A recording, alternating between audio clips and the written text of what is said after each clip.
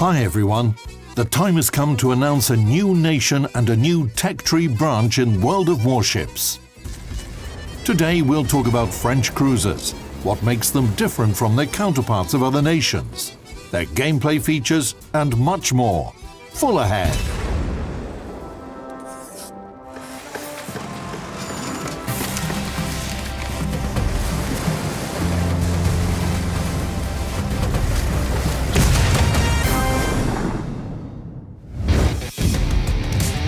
Now that we've got most of the major fleets from both world wars, it's time to round out the collection with another.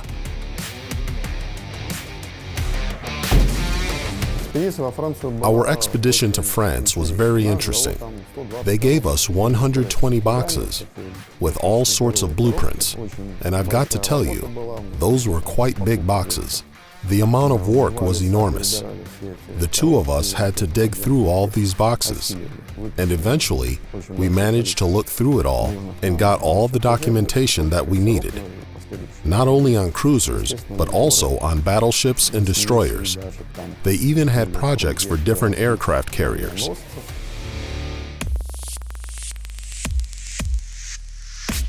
The French cruisers branch has its specific traits. It can be provisionally divided into 3 subtypes, and each of them will have their personalities. A Bougainville-class cruiser opens the French cruiser branch. To be exact, it's a subtype of cruisers called colonial sloop or aviso. We don't have ships like this in the game yet. At Tier 2, we have a protected cruiser, and in general, it's quite a normal thing for us. It's followed by light cruisers from Tier 3 to Tier 6. At Tier 5, we have one of the fastest cruisers in the game, light cruiser Emile Bertin, which can accelerate to 39 knots. And this feature of French cruisers, their high speed, will be supported by a special engine boost consumable at the following tiers. No cruiser in the game now has this type of consumable. It allows them to react quickly to battle situations. They can switch flank or catch up with a destroyer or aircraft carrier, for example.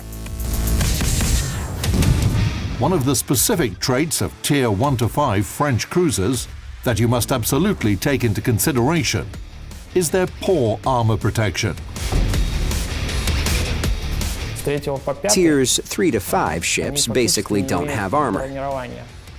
Their main armor belt will be 13 to 16 millimeters thick. It's not our idea. It's based on historical data.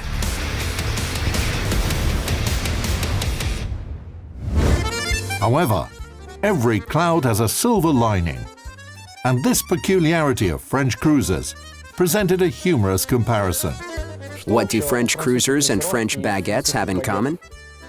They're both long and crispy. The point is that their citadel is elongated and narrow, and vaguely resembles a baguette. French cruisers up to Tier 5 have very little armor, and it results in many overpenetrations. And at the same time, it creates a small number of citadel hits. The weak armor on French cruisers is partially compensated for by anti-torpedo defense, which also plays its part in forming certain game tactics. One of the main features is the anti-torpedo bulkhead. It's very high, and almost all cruisers have it, except for Tier 1 and 2 ships. The high anti-torpedo bulkheads give them a significant advantage in a fight against destroyers. They can be used for hunting destroyers and fighting against other light cruisers. It's better to stay away from the big guys, though.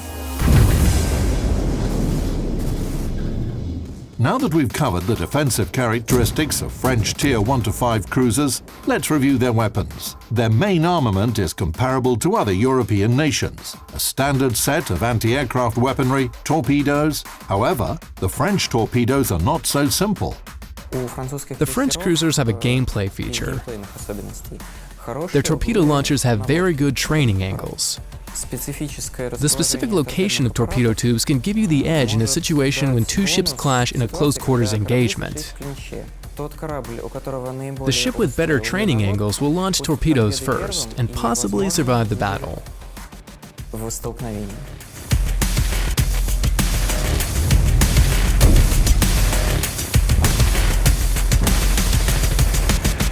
The transition in the French cruisers branch will happen at Tier 6.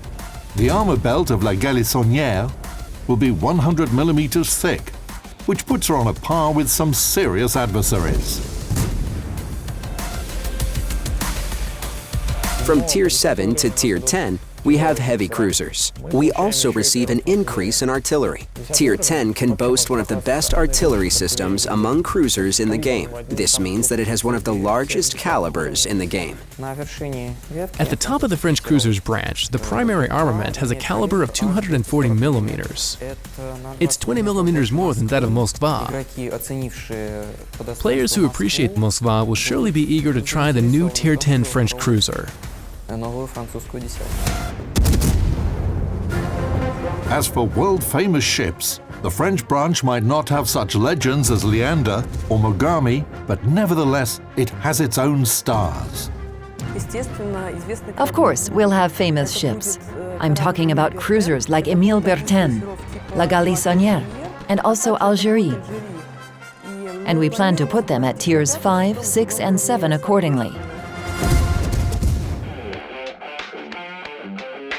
Our developers didn't forget about technology when they worked on the French branch. In particular, they fixed some shortcomings of ship rendering. When we made the first ships, a problem arose. Thin elements began to strobe when displayed on screen. This issue had existed for a long time and was finally addressed. Our programmers have developed a new technology that allows us to smooth the strobing of thin elements. And French cruisers are the first branch where handrails and rigging are made entirely in compliance with this new technology. These ships will no longer strobe on our players' displays.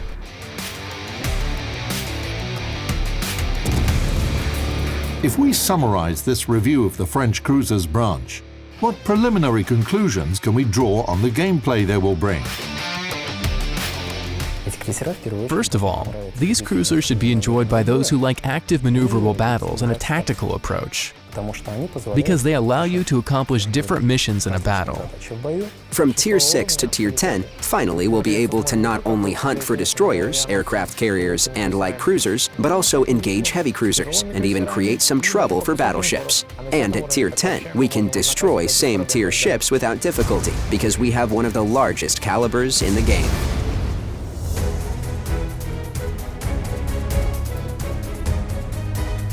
At the moment, the development of the French cruisers is almost completed, and after the test stage, you'll have the opportunity to check them out for yourself.